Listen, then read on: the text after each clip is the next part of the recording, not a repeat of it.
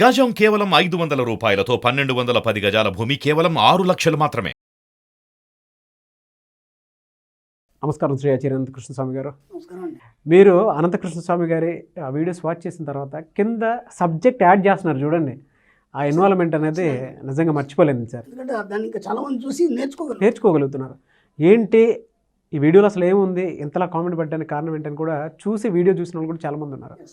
So అంత మంచి positive concept మీరు నేను వెళ్ళటం నిజంగా నాకు చాలా మంచిగా అనిపించినటువంటి విషయం. Thanks to universe, thanks to universe, thanks to audience. అవును, వన్స్ అగైన్ మీకు కూడా thank you so much Shri Acharya Anantakrishnaswami garu. సుహాసినులు ఉన్నారు, వంట చేస్తారు, టీ కాచుకోవడానికి ఒక పాత్ర పెడతారు, అంతే కదా. టీ కాచుకొని టీ పాత్రలోనే పెడతారు, దాంట్లో కర్రీ చేయరు. కర్రీ చేసే పాత్రలు వేరే ఉంటాయి, అన్నం వండే పాత్రలు వేరే ఉంటాయి. కాబట్టి మీకు ఏ పాత్ర కావాలి, ఎలాంటి పాత్ర కావాలి, చిన్నదా పెద్దదా ఏ సైజ్ అనేది మీరు డిసైడ్ చేసుకోవాలి. ఆ పాత్రను నింపే బాధ్యత మాత్రం యూనివర్సిటీ. మీరంటే మీకు ఏం కావాలనుకుంటున్నారు దాన్ని ముందు మీ ఆలోచనలు విషయం ముందు పెట్టండి. అయిపోయింది, ఇంకా మీరు ఏం చేయాల్సిన అవసరం లేదు. దానికోసం మీరు కష్టపడాల్సిన అవసరం లేదు, దానికోసం ఇంకా ఏం చేయాల్సిన అవసరం లేదు. జస్ట్ మీ ఆలోచనలు అనే వాటిని మీకు ఏం కావాలనే పాత్రను విషయం ముందు పెట్టండి, అంతే. ఇంకా మీరు చేయాల్సిందేం లేదు. ఆ పాత్ర నింపేస్తుంది విషయం. 2000లో మిస్ వరల్డ్ ప్రియాంక చోప్రా పేరు విన్నా మనం, చాలా ఫేమస్. అవును. విచిత్రం ఏం జరిగిందంటే ఆవిడ గారు నేను కాంపిటీషన్ పాల్గొనడం ఏంటి, నేనే ఆ కిరీటాన్ని చేజిక్కించుకుంటాను, నేనే మిస్ వరల్డ్ అనే కాన్ఫిడెన్స్ కలిగి ఉంది ఆమె. ఇక్కడ ఏం జరిగిందంటే ఆ కాంపిటీషన్కి చాలామంది వచ్చారు, చాలామంది రకరకాలుగా రెడీ అయినారు. ఈ అమ్మాయి మాత్రం తన పాత్రను విషయం ముందు ఉంచింది.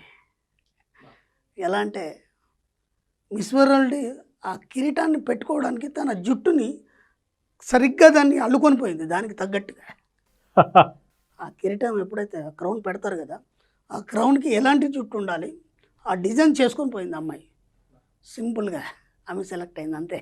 అక్కడ ఆమె ఏం కష్టపడలేదు, ఆమెకి ఇంకెవరు కనిపించట్లేదు, అక్కడ ఉన్న వాళ్ళు ఎవరు కనిపించట్లేదు, అక్కడ ఆమెనే కనిపిస్తుంది. ఆ కిరీటం ఆమెకే పెట్టినట్టు కనిపిస్తుంది, అంతే. ఆ ఊహల్ని బలోపేతం చేసింది, అర్థమైందా. ఆ పాత్రను అక్కడ ఉంచింది విశ్వం ముందు, అంతే. ఆటోమేటిక్గా ఆ కిరీటం ఆమెకే దక్కింది. కాబట్టి మీకు ఏం కావాలి అది మాత్రం చెప్పండి విశ్వంతో. కానీ ఇలా కావాలి అలా కావాలని ఎప్పుడు కూడా చెప్పకండి. నేను 100,000 సార్లు చెప్పాను. అప్పుడు సపోజ్ మీకు అమౌంట్ రావాలి, ఏదన్నా అమౌంట్ రావాలి, పలానా అతను నాకు డబ్బు ఇస్తాడు, ఆ డబ్బు వచ్చినాక నేను ఇచ్చేస్తాను ఎప్పుడు కూడా అనుకోకండి. ఎందుకంటే అది పెండింగ్ అవుతుంది, మీరు అనుకున్న టైంకి అది రాదు, దాంట్లో డిలే అవుతుంది.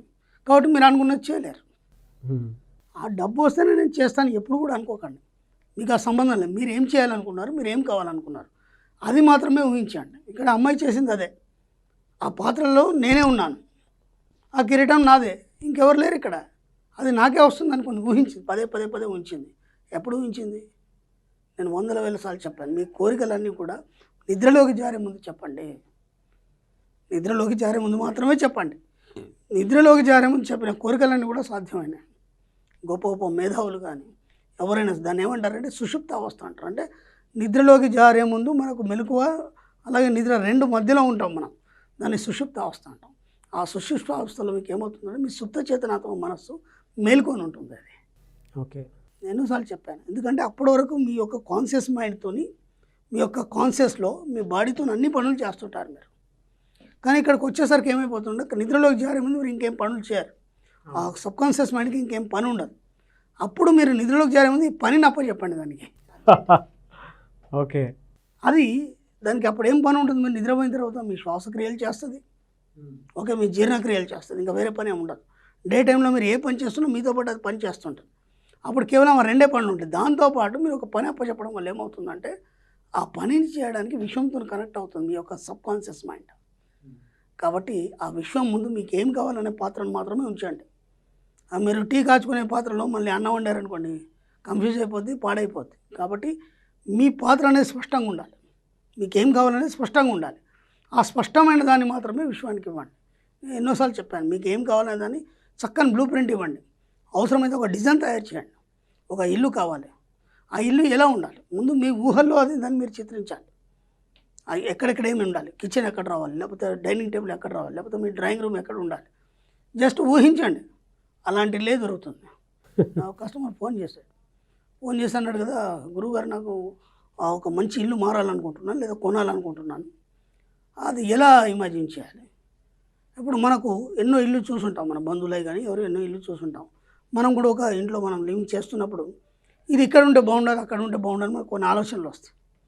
కాబట్టి మీకు ఎలాంటి ఇల్లు కావాలనేది అప్పుడు నార్త్ సైడా ఈస్ట్ సైడ్ అవి కూడా సైడ్స్ కూడా మీరు డిసైడ్ చేసుకోండి. మైండ్లో డిసైడ్ చేసుకొని ఆ ఊహల్ని పదే పదే పదే పదే ఊహించండి మీకు ఎలా కావాలనేది.